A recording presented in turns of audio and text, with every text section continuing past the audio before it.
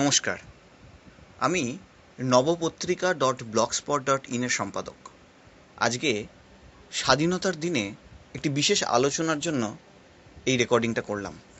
বিষয়টা খুব গুরুতর, স্বাধীনতা ও আমরা। আজকে স্বাধীনতার সুপ্রভাত। ব্যাপারটা অবশ্যই বেশ উত্তেজক। পাড়ায় পাড়ায় ছোট ছেলেমেয়েদের ব্যস্ততা।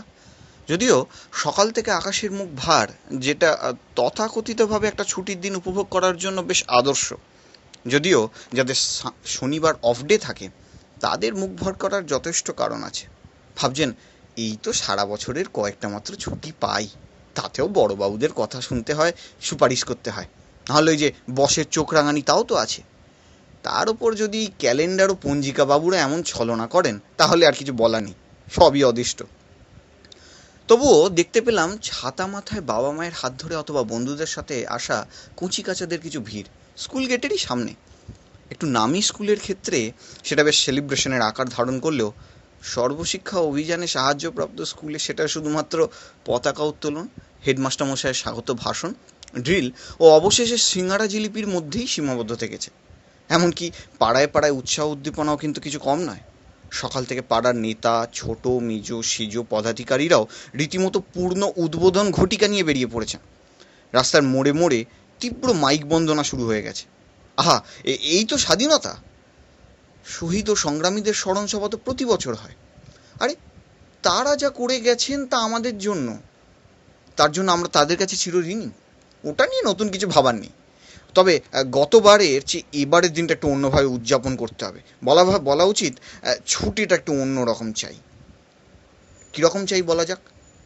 একটু নতুন কিছু শপিং চাই, প্রি পুজো সেলে মহার্ঘ ছাড় চাই, ই কমার্স সাইটে লোভনীয় ক্যাশব্যাক চাই, সকাল সকাল বাজারে গিয়ে গিন্নির স্বাদের জন্য ইলিশ চাই, অথবা দুপুরে চুটিয়ে ভুঁড়ি ভোজ চাই বাড়িতে অথবা কোনো নামি রেস্তোরাঁতে।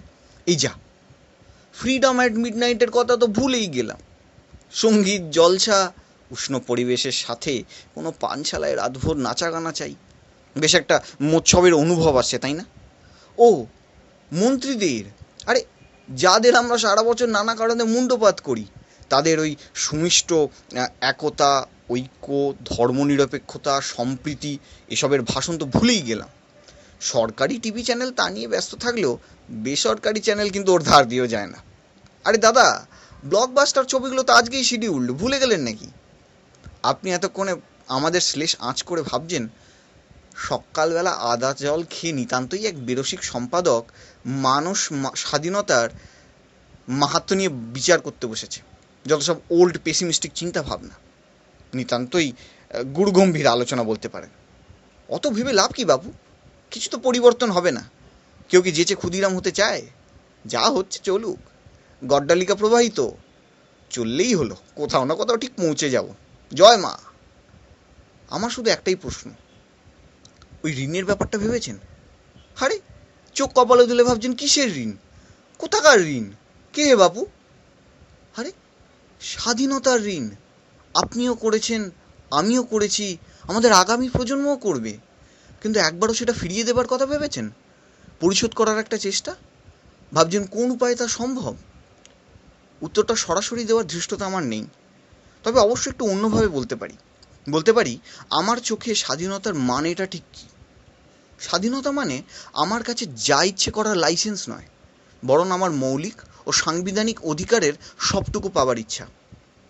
অবশ্যই এদিন উৎসবের, প্রেরণার, তবে তা কখনোই বার্ষিক সাধারণ সভা নয়, কোনো স্মরণ অনুষ্ঠান নয়।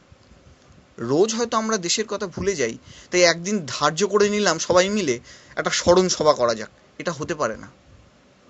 আমার কাছে স্বাধীনতার মানে যেদিন গাড়ির জ্যামে দাঁড়িয়ে গেলে ওই মেয়েটা কোলে একটা আধপেটা শিশু নিয়ে জানলার কাছের কাছে এসে দাঁড়াবে না, ভিক্ষে চাইবে না। যেদিন চায়ের দোকানে বিতর্কের বিষয় আমি কি পারিনি, তার বদলে হবে আমি কি কি করতে পারি। যেদিন সকালের পিরিয়ডে থাকবে না ভূগোল আর ইতিহাস, শুধু থাকবে মানুষ হবার শিক্ষা। যেদিন প্রত্যন্ত গ্রামের কোনো এক ঘরে সন্ধেবেলা জ্বলে উঠবে আলো, ওরা পড়তে বসবে। যেদিন শিক্ষার্থীকে আকৃষ্ট করতে শিক্ষা অভিযানের নামে খাবারের টোপ দিতে হবে না। যেদিন কাঁটা তারে গাঁথা হবে ফুল। যেদিন সংবাদ মাধ্যম দলীয় প্রচারের অস্ত্র হবে না। যেদিন কোপায়ের চরে পাওয়া যাবে না আরেকটা কোনো কন্যা সন্তানের দেহ। যেদিন মানুষ নিজের বাঁচার অধিকারের থেকেও অন্যের বাঁচার জন্য আরেকটু বেশি করে লড়বে, যেদিন বদ্ধ ঘরে সেই মেয়েটা হাতের মুঠোয় ব্লেড ধরে নিজের শেষ করে ফেলবার কথা ভাববে না, যেদিন প্রতিবাদী কবিতার লাইনকে অভিযুক্ত করা হবে না এই বলে যে সে রাষ্ট্রদ্রোহিতার হাতিয়ার, যেদিন বরুণ বিশ্বাসরা আবার ফিরে আসবে আমাদের মাঝে অন্য রূপে। স্বাধীনতা মানে যেদিন আমাকে আমার আর ব্যক্তি স্বাধীনতা নিয়ে ভাবতে হবে না, রাষ্ট্র তার দায়িত্ব নেবে। ভাবছেন আদৌ কি এটা সম্ভব? তাহলে বলি, ওই যে ঋণের প্রসঙ্গ তুলে আবার বলছি, চেষ্টা করতে ক্ষতি কি? ধন্যবাদ। আমাদের সাইটে আবার ভিজিট করবেন, নবপত্রিকা.blogspot.in।